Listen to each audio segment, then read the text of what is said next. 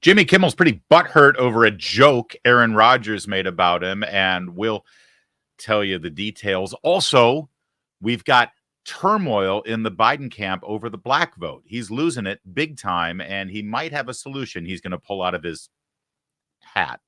Let's call it a hat. Also, the real story behind Claudine Gay having to resign her position at Harvard. Right-wing conservative media pounced. That's right. That's the entirety of the story, and we'll put it all in context for you. Plus, the further destruction of the Star Wars franchise. It's all coming up on Larry right now.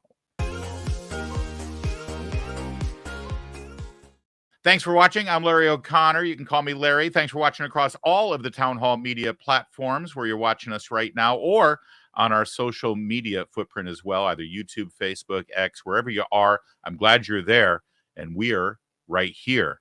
So, Aaron Rodgers, football player formerly of the Packers, then of the New York Jets, who on his very first play of the season injured himself for the rest of the year, which is kind of funny, actually, if you know any Jets fans in your life.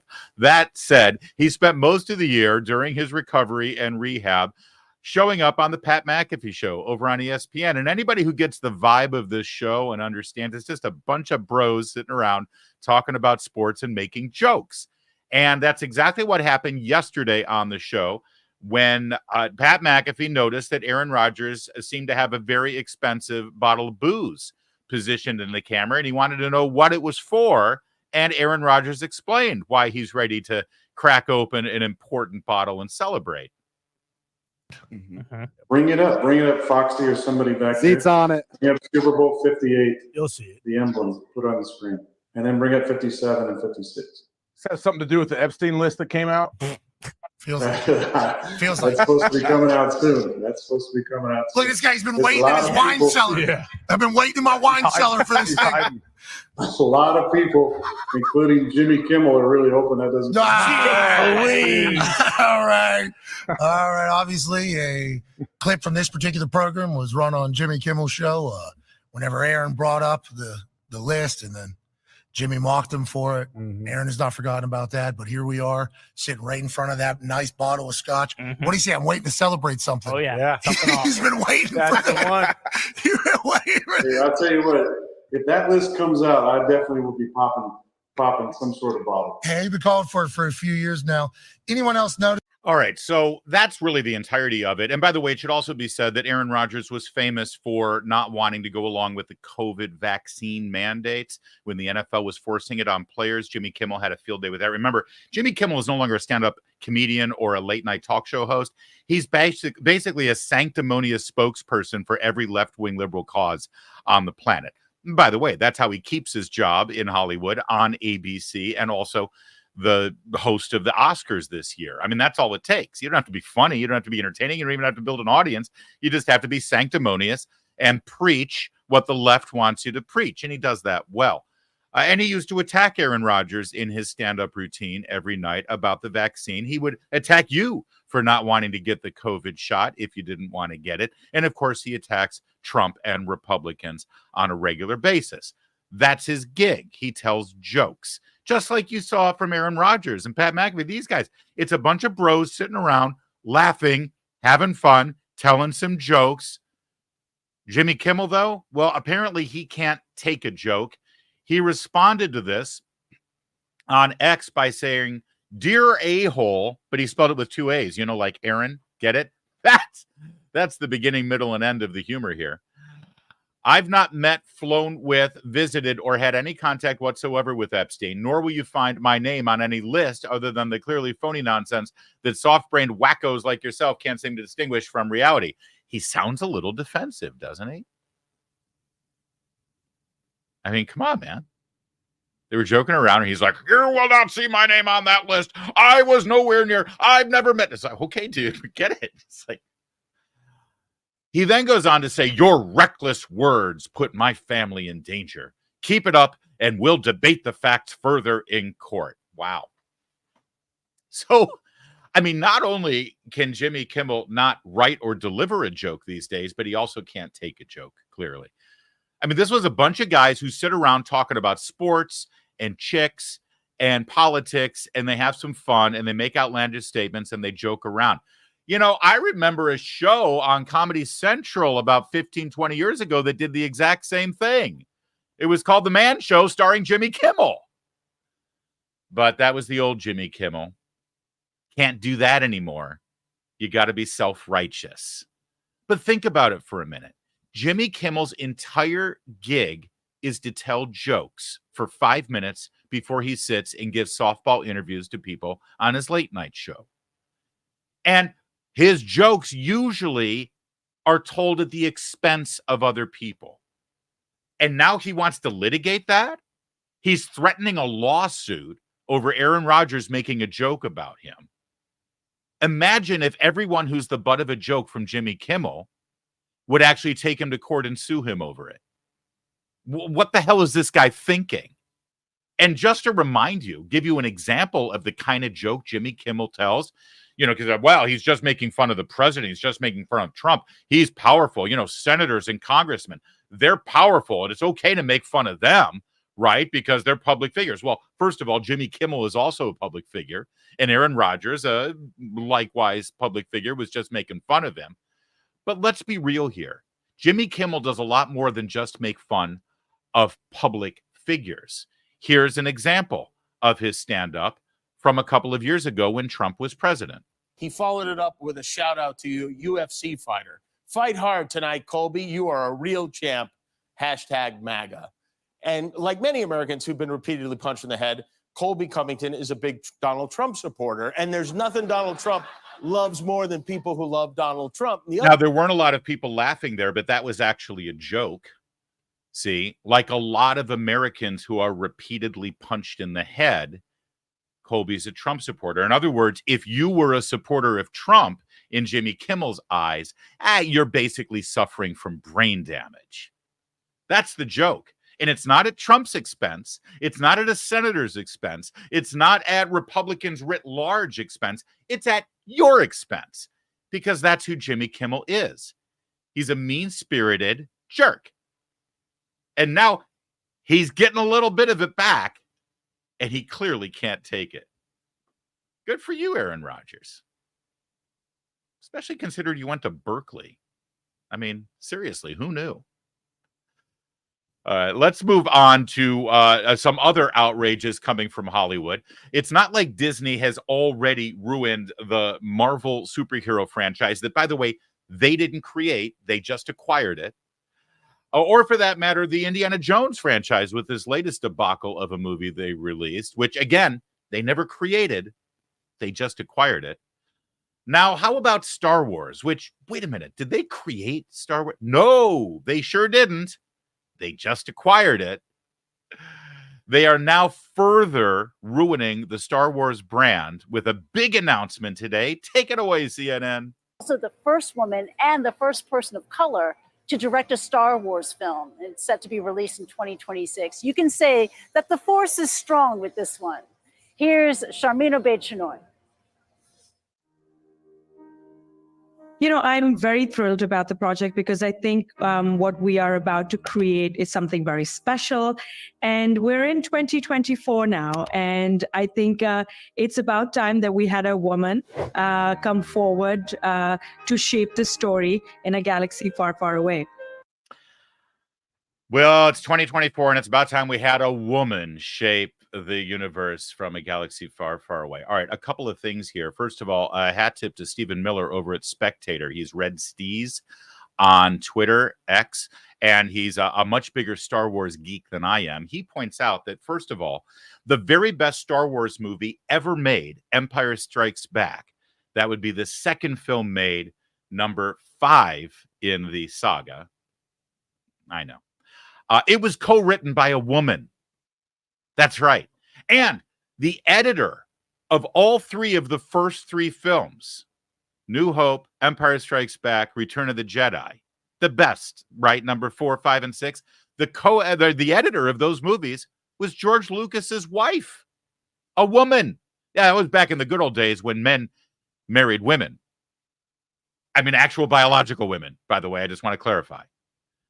So the ignorance of this woman to step forward and say it's about time a woman actually had something to say about the Star Wars franchise is insulting to those women who helped craft the Star Wars universe, or galaxy to be specific, that we all know and love and now sadly hate.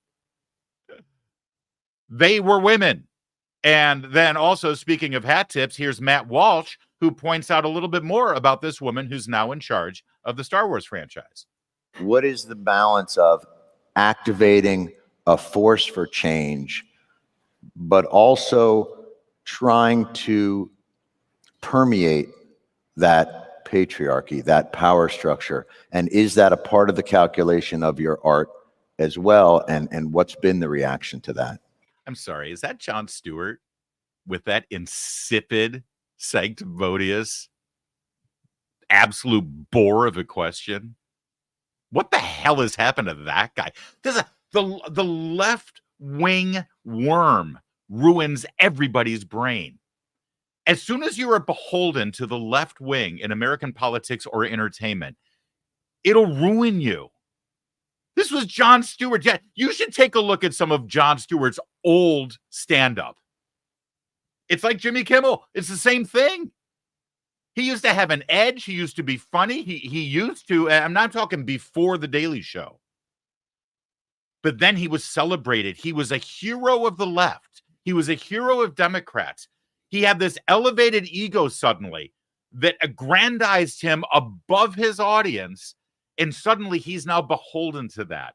And after that happens to you in the media sphere, in the entertainment sphere, you end up no longer stand-up comedian, TV host, edgy Jon Stewart that actually has a sense of humor. No, you become this guy. Listen to this question again, and then we'll get to the Star Wars thing. What is the balance of activating a force for change, but also trying to permeate that patriarchy, that power structure? And is that a part of the calculation of your art as well? And what's been the reaction to that? Oh my God. I'm sorry. I can't get over how horrible this is. What kind of Me Too skeleton is lurking in Jon Stewart's closet that he has to pay this kind of penance in advance so that it stays shut down? That's the only solution I can come up with on how he has debased himself to actually ask that horrific question that even a professor of women's studies at Harvard wouldn't even bring themselves to ask. All right, I'm going to leave it alone. Let's move on now to the woman who is now in charge of Star Wars. Oh, absolutely. I like to make men uncomfortable. I enjoy making men uncomfortable. Not you, just not you. Not you. Point taken. Point taken. Not you, John. You're one of the good guys. Well, I mean, I don't know about you, but I want to rush out and buy a ticket. Don't you guys? Well, the good news is the Star Wars universe, the Star Wars franchise, dating all the way back to 1977 when the first movie came out, in the decades since, all the movies, all the merchandise, all of the lunch boxes, all of the posters, all of the action figures, all of the pretend lightsabers, all of the amusement park rides, all of the billions and billions of dollars worldwide that's been spent on that to create this universe, all the books that have been written, all the animated series, all of it was really meant to cater to women. They didn't need men to participate in that. They didn't need little boys. What little boy do you know wanted to grow up to be Luke Skywalker? What little boy thought Darth Vader was super cool? What little boy in their backyard on the swing set would play shoot 'em up laser guns against a make-believe stormtrooper? Right? No, boys were never into Star Wars. It's good now. It's good now to have a director that will make the core base audience of this entire multi-gajillion dollar franchise uncomfortable. Come on, everybody. By the way, what am I missing here? Because I've seen the last 3 movies that have come out under the Disney umbrella, and I'm pretty sure they were already trying to make men uncomfortable. You know, Han Solo was just a jerk and a cat. It was really General Leia Organa who was really the brains and might behind the operation. I mean, seriously, they've already gone into the toxic masculinity with Star Wars for the last 3 movies. And now this woman's going to do, oh, you ain't seen nothing yet, guys. But, it is important to be able to look into the eyes of a man and say, I am here, and recognize that. And recognize that I am working to bring something that makes you uncomfortable, and it should make you uncomfortable because you need to change your attitude. And it's only when you're uncomfortable, when you're shifty, when you have to have difficult conversations, that you will perhaps look at yourself in the mirror and not like the reflection, and then say, maybe there is something wrong with the way I think, or maybe there is something wrong with the way I am addressing this issue. You know, I love getting lectured to in IMAX with special effects, don't you? By the way, quick snapshot of Disney stock. March 2nd, 2021 is the last high it hit, $201 a share. It's now closer to $100 a share. I'm no financial expert. I'm no stock maven.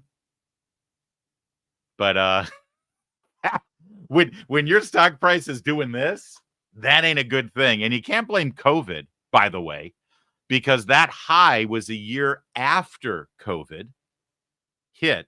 In fact, Disney did very well immediately post-COVID because everybody was home, and they released Disney Plus right around that same time. So people were consuming entertainment at home. Now, this has nothing to do with COVID. It has people being done with their product. And Toby Dalla, who, by the way, has Boba Fett as a icon, is absolutely right.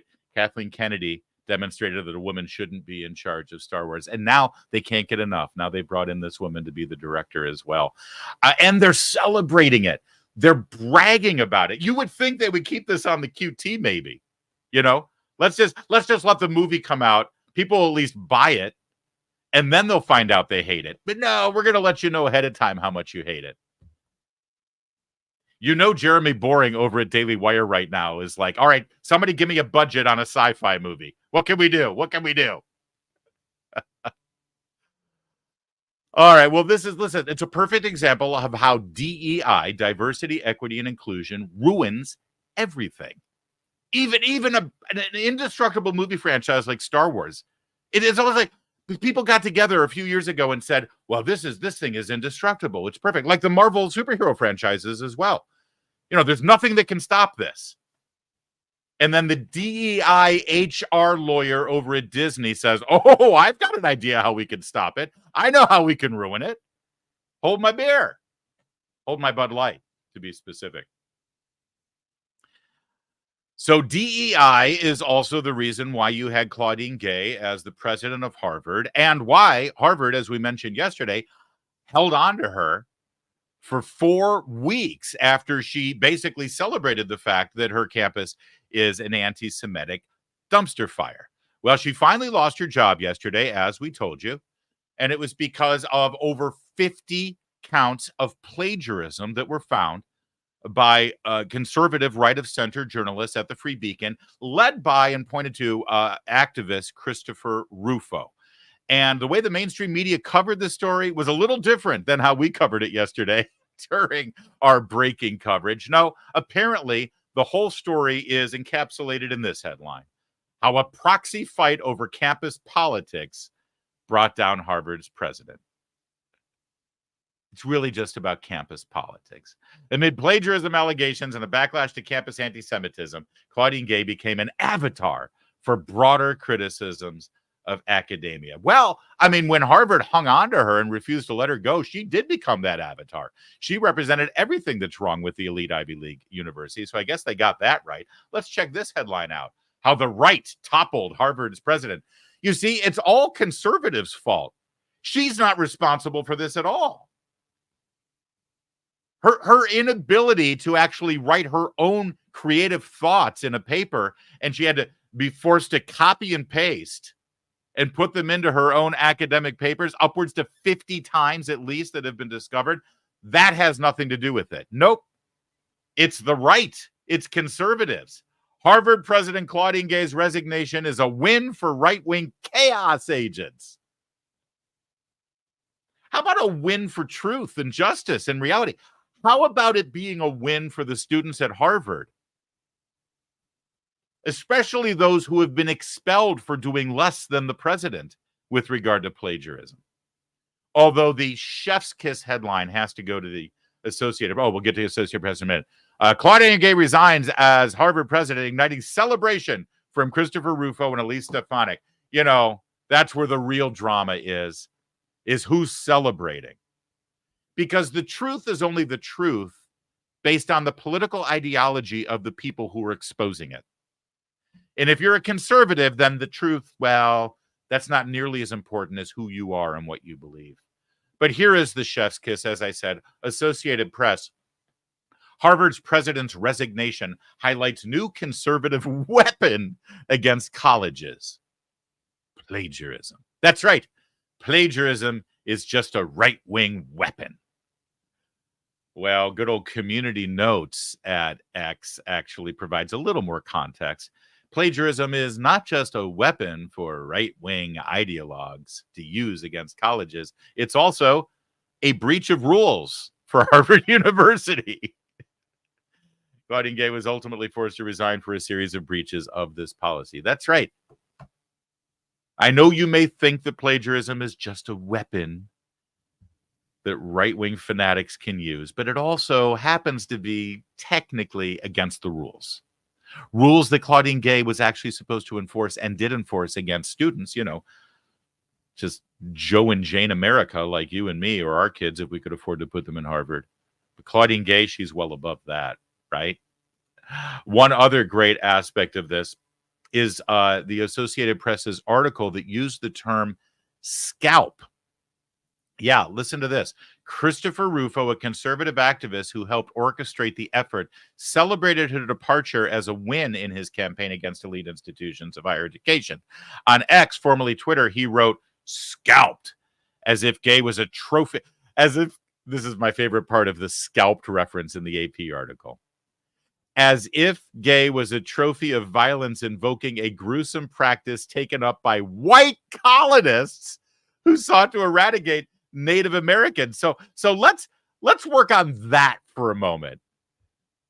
When you hear the term scalped, specifically in reference to Native American history, you know, and I'm talking history into the 18th and 19th century, well before Elizabeth Warren's time, older Native American history. If you hear the term scalped, generally speaking, you're going to think of the technique used by the very same Native Americans, you know, the Apaches, scalping white pioneers in their covered wagons, making it to the West. Apparently, you'd be wrong. No.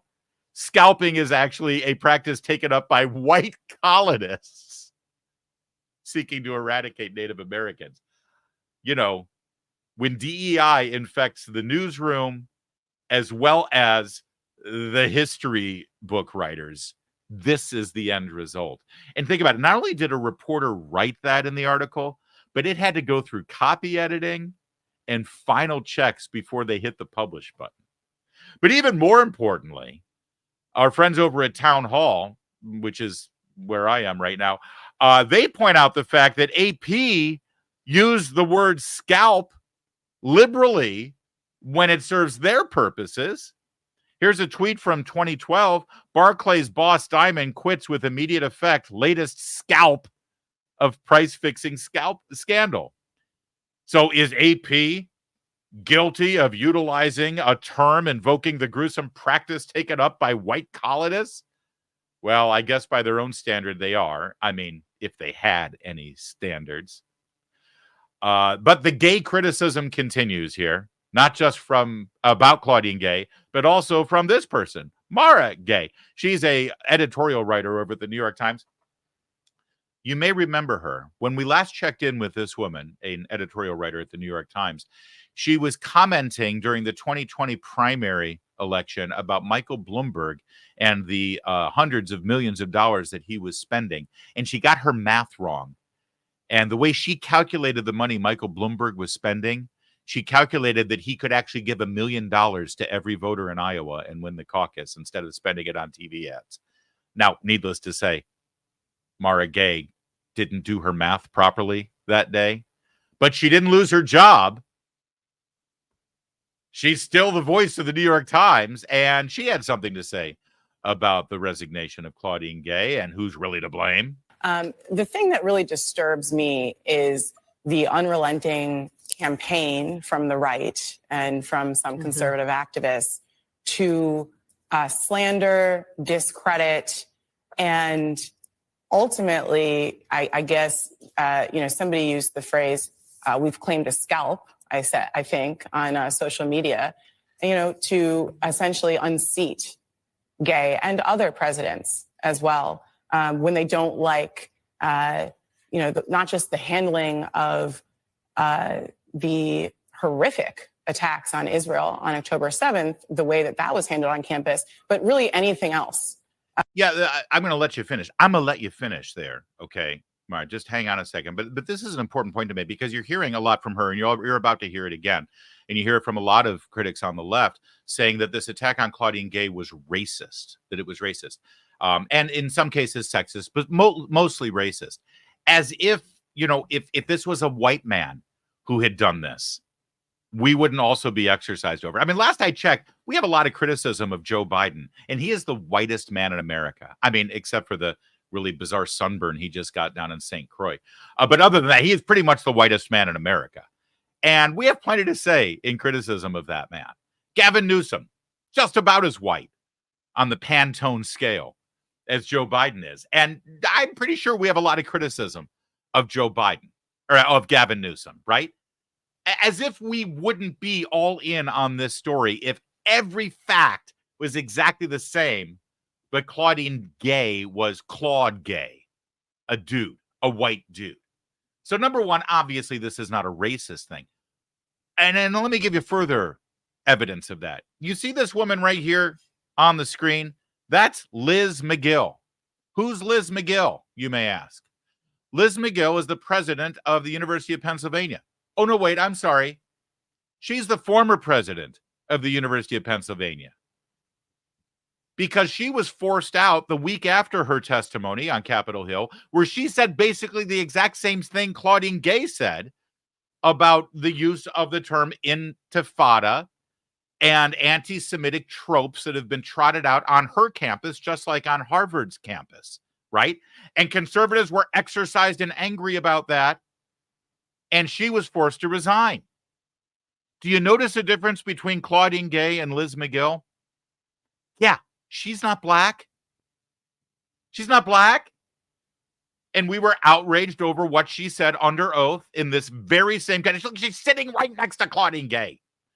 We were angry at both of them. So how is it only racist when it's directed at Claudine Gay, when it is literally the exact same argument and the exact same criticism? The only difference here is that Liz McGill in the Board of Regents at the University of Pennsylvania had a little bit more self-awareness and dignity to get rid of her that week instead of dragging it out over 4 weeks. Well, and the other difference is, unlike Claudine Gay, Liz McGill, as far as I know, is not guilty of 50 instances of plagiarism. But no, if you have anything to say about Claudine Gay and her embrace of anti-Semites who celebrate Hamas terrorists on campus and your ability to protect them at the expense of Jewish students, and, oh, by the way, her use of plagiarized material over 50 times in her academic works, if you think that's a problem, you might as well put a Klan hood on.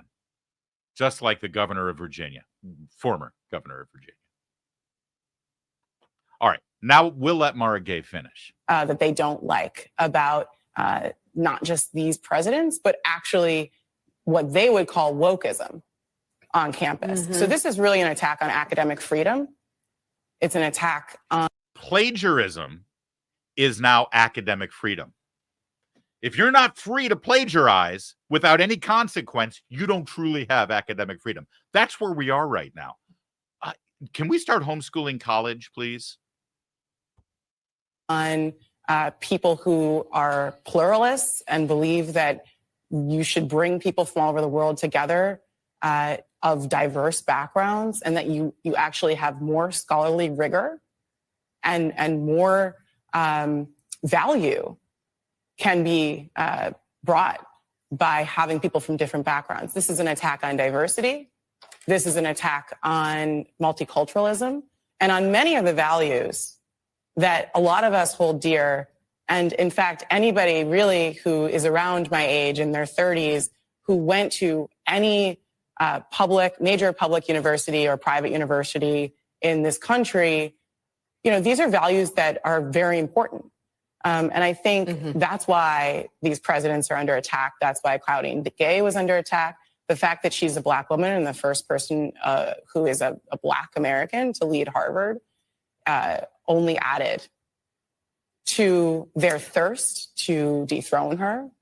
And, those attacks, I don't have to say that they're racist, because you can hear and see the racism in the attacks when people like Vivek Ramaswamy say,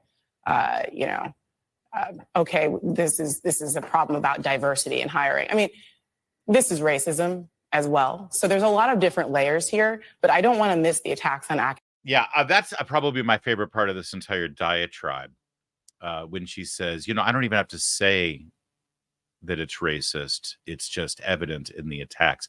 That's a beautiful thing. That is a beautiful, beautiful free pass you get when you can go on television, a major, well, it's MSNBC, so it's not that major, but theoretically, a major national cable news network, and make the claim that the attacks are racist, and then not actually have to back it up. And the one piece of evidence that you put forth from Vivek Ramaswamy saying that this is a problem with diversity, I mean, the fact that she got to keep her job for 4 weeks after the white woman who did the same thing got to keep without plagiarism, I mean, you got to give me an explanation as to what it is, considering the fact that she got her job after the George Floyd incident, and every aspect of her public statements as president of Harvard is filtered through the lens of diversity and race, number one. But number two, even more importantly, Vivek Ramaswamy is a man of color. So Vivek Ramaswamy's criticism is the only thing she can bring up as evidence of racist attacks, which she then never has to back up because she says, I don't have to. Maybe it's me, but if you make the argument that people are racist, maybe you should. Maybe you do have to back it up. But of course, we don't have the same editorial standards that MSNBC does. All right, and now I want to bring to your attention a woman. I've been watching her on social media quite a bit recently. She's great. She actually has founded a school in Los Angeles, K through 12, and she pushes back on the whole anti-racism, CRT, diversity, equity, and inclusion crap. She's a woman of color, as you can see. Her name is Callie Fontanilla. She's been putting out great content as a teacher who hates where the education industry is in this country. She's been putting out great content on Instagram and X. And this video, I think, is fantastic. Watch. I'm voting for Joe Biden because of all of the great things he did for Black America in just 3 years. He funded an executive order to research why Black women have a higher mortality rate during childbirth. He funded opportunity zones in minority neighborhoods so that more Black and brown people can create small businesses. He passed prison reform that reversed unjust sentences, and over 5,000 Black men were released from prison. He historically funded the HBCUs more than any other president before him. He invited hundreds of Black people to the White House and had them pray over him. And that's why I'm voting for Joe Biden 2024. Oh, wait, that was President Trump. Joe Biden just funds wars. See, that's brilliant. It's wonderful. And now that you know the punchline, that whole list of things that she just put out there, pretending like they were achievements of Joe Biden, actually were things that Donald Trump did. Let's watch this quick 30-second video one more time so that it really hits home what Donald Trump did. Remember when Donald Trump was running for president in 2016 and he went to Detroit and he said to an almost entirely Black audience, you've been voting Democrat for like 50 years now. What do you got to show for it? I mean, what do you got to lose? Just give me a shot. Let's see what I do. And, well, here's a list of things that he did. I'm voting for Joe Biden because of all of the great things he did for Black America in just 3 years. He funded an executive order to research why Black women have a higher mortality rate during childbirth. He funded opportunity zones in minority neighborhoods so that more Black and brown people can create small businesses. He passed prison reform that reversed unjust sentences, and over 5,000 Black men were released from prison. He historically funded the HBCUs more than any other president before him. He invited hundreds of Black people to the White House and had them pray over him. And that's why I'm voting for Joe Biden 2024. Oh, wait, that was President Trump. Joe Biden just funds wars. Really great stuff. And she's producing, as I said, really good content. You should give her a follow. But it also helps point out a trend that is not good for Joe Biden or for Democrats right now. She's not alone in being a person of color who is moving away from the Democrats and specifically away from Joe Biden and Kamala Harris. Remember when Joe Biden went on that morning show called Charlemagne the God? It almost specifically and directly targets Black listeners and viewers, because he streams the video now as well, across the country. It's very popular with the Black audience. And you remember Joe Biden went on there and said, if you vote for Trump, you ain't Black. Remember that? And Charlemagne the God actually had Kamala Harris on, and he seemed to like her. And he famously told Don Lemon right before the election, Don Lemon. Don Lemon. Remember him? Don Lemon. Anyway, he went on Don Lemon's show right before the election in 2020. And Don Lemon said, are you voting for Biden? And Charlemagne the God said, nah, I'm voting for Kamala Harris. I mean, Joe Biden can come along for the ride, I suppose. But I'm sick of voting for these tired old white men who give us a lot of lip service and expect our vote and then just disappear after I vote for them. Well, here we are 3 years into the Biden-Harris administration, and Charlemagne the God. By the way, Kevin, I think I just want to go on record here, Kevin, that from now on, I want you and everyone at the town hall office to refer to me as Larry the God. I don't know if I can do that. I don't think it's that much to ask. I've already thrown it out there before, and I realize that you're not doing it. It's not God with a capital G. I'm not asking you to sort of paganize me or anything. It's not idolatry. It's just it's lowercase g. Can we do that? When our show becomes as popular as The Breakfast Club, I will call you Larry the God. All right, done deal. Appreciate that. Deal. Thank you very much. All right, go back to your work now. All right, so Charlemagne the God. He now, after 3 years of the Biden-Harris administration, he's reevaluating his embrace of Kamala Harris. And guess what? He's done. He says, you get what you vote for. He says, let me scroll down here. Great article at Red State, by the way. Who did this one? Jennifer Oliver O'Connell, part of the Red State media empire. He says now he feels burned by backing Harris. I've learned my lesson from doing that, he said. Once they got in the White House, she kind of disappeared.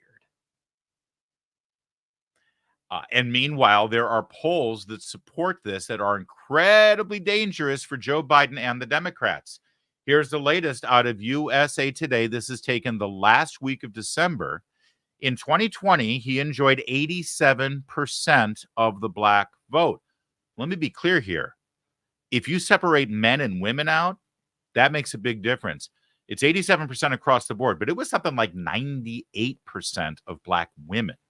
Black men actually voted for Donald Trump more than any other Republican candidate since Richard Nixon, 1960. So he had already started to lose support, Joe Biden did, amongst Black men. But when you look at the Black vote, as it were, across the board, in just 3 years, because it says 2024, but we're only 2 days into 2024, he has gone from 87% of Black support to 63% of Black support. If the Democratic Party and Joe Biden in particular can't reliably count on overwhelming support from Black voters, and more importantly, overwhelming turnout from Black voters, he is donezo. He is D-U-N done. It's over. And that will affect down ticket races as well. Democrats right now are in panic mode over this.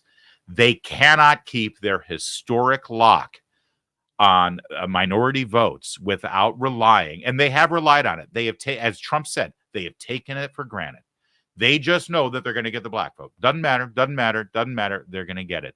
And now, because of the disaster that Joe Biden has wreaked upon this economy, and especially the contrast you see between the 4 years under Donald Trump, where black unemployment was at its lowest level since they started recording it, versus where we are right now, the number is so bad that he will absolutely get demolished in the most important states. We're talking about states like Pennsylvania, Michigan, Wisconsin to a lesser degree, Georgia. These are states, because of highly concentrated black votes in cities like Atlanta or Philadelphia or Detroit or Milwaukee, where if you lose that amount of support, 24% of the black vote, you're done. And these are states that were relatively close in 2020. So what does that mean? Listen, I'm not usually in the business of making predictions. I don't think you come here to say, I wonder what Larry thinks is going to happen 6, 7, 8, 9 months from now. That's stupid. People who are constantly giving predictions in political media drive me nuts, right? And mostly I don't like giving predictions because I don't want to be on one of those highlight reels. You love that video where they show everybody telling you that there's no way Donald Trump is going to win the election, right? And I mean, those videos are cathartic to watch. I love watching them. I really do. They're great. All those sanctimonious jerks. There's no way Donald Trump will. George Clooney is my favorite one. Donald Trump will not be president. I don't want to be included in those montages. That's why I don't give predictions. But I'm going to make a bold prediction right now. If this trend continues, if Joe Biden, Kamala Harris, and the Democrats continue to see their black support diminish and diminish and diminish at this pace, 24% over 3 years, one of two things will happen. Joe Biden will not be the nominee, and they will find a candidate of color, probably not Kamala Harris at this point, to replace him as the nominee for president. Or more likely, you heard it here first, by the time we get to the convention, if Joe Biden is still the nominee, he will propose reparations as a major campaign plank for re-election. This is who he is. He is an old school Democrat going back to the late 60s. They buy votes. Don't believe me?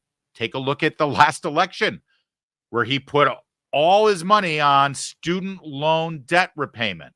Remember how they got the website up and running right before the midterms?